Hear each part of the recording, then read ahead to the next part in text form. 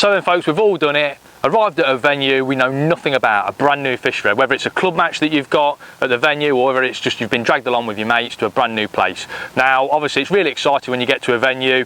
The unknown is always exciting. Today I'm at Lavender Fish Fair. I've never ever seen this place before, not really heard much about it, but I've had a fantastic day's fishing. I've been shooting a feature for Pole Fishing magazine and it's gone really well. So let me talk to you about how I approach a brand new fishery and the simple tactics I use. First thing I do when I arrive at a fishery is go into the clubhouse, the cafe, the tackle shop, find out a little bit about the venue. Now the guys have been really knowledgeable here. They've told me what the species I'm targeting. Carp, 3 to sort of like £8 have been the average stamp, and they've told me that I'm going to catch plenty of fish fishing a pole. So first thing when I get on my peg is to plumb the depth. I like to use a really heavy plummet. I'm going to use heavy elastics today, so a heavy plummet is a must, because reading the depth with a heavy plummet is a lot more positive when you're using those heavier elastics. I've slipped that plummet on, shipped out, and I've found straight away that it's really shallow close in, and it drops off on a really steep shelf at about 5 or 6 metres to around 5 or 6 foot. Now I love fishing short pole 5-6 metres out, throwing bait in by hand. I think it's a really good aggressive way of fishing, but that shelf was just too steep for my liking. I didn't think any loose feed was going to settle and stick to that shelf nicely, and also presenting a rig was going to be really difficult on that really steep shelf. So I've put a few extra barrels up the pole, and I've gone and I've sort of felt to myself I've got to fish a bit further out. I've gone to 14.5 metres today. The bottom's really flat at that distance, and also by fishing further out it's given me the option of maybe catching the odd fish shallow as well. Obviously when I go a bit further out, the fish feel more confident because they're further into the middle of the lake, and there's more chance that they're going to feed up in the water, shallow, more confidently, and it gives me a chance of catching a bigger weight. So that's why I fish that distance out. Now let's talk about the bait. Obviously I'm fishing 5 or 6 foot of water.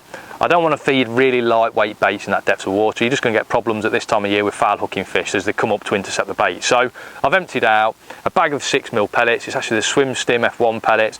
Really nice. When you open the bag, it's absolutely beautiful smell.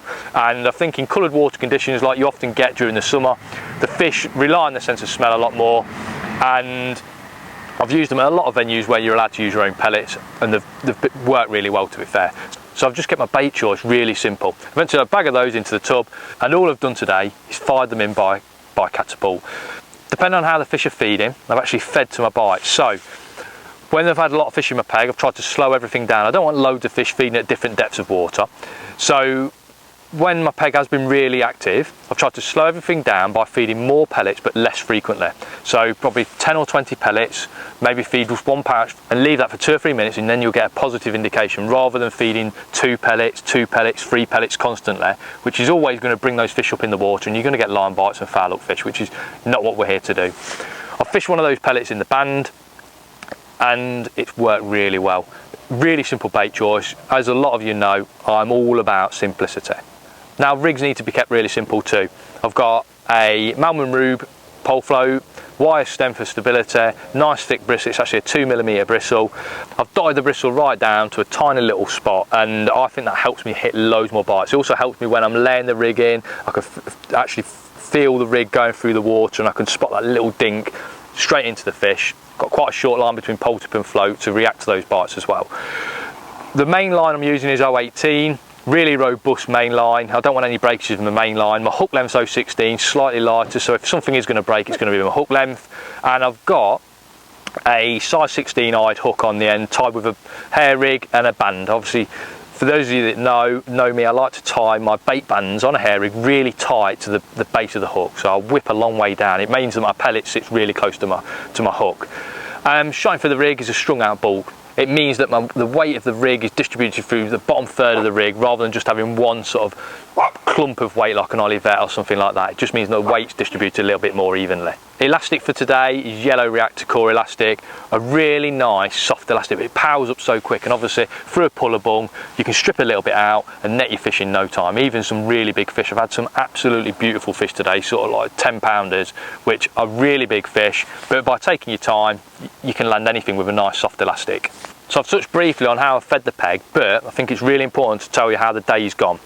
feeding has been really, really important today, and actually this venue has made it really easy for me to catch a fish, because I'd feed my pellets. At the start of the session it was maybe only 3 or 4 pellets, feed that 2 or 3 times, create a nice rattle on the surface, get some inquisitive fish into the area, and then you'd wait 30 seconds and all of a sudden the peg would start fizzing. You'd see some pinprick bubbles around your float.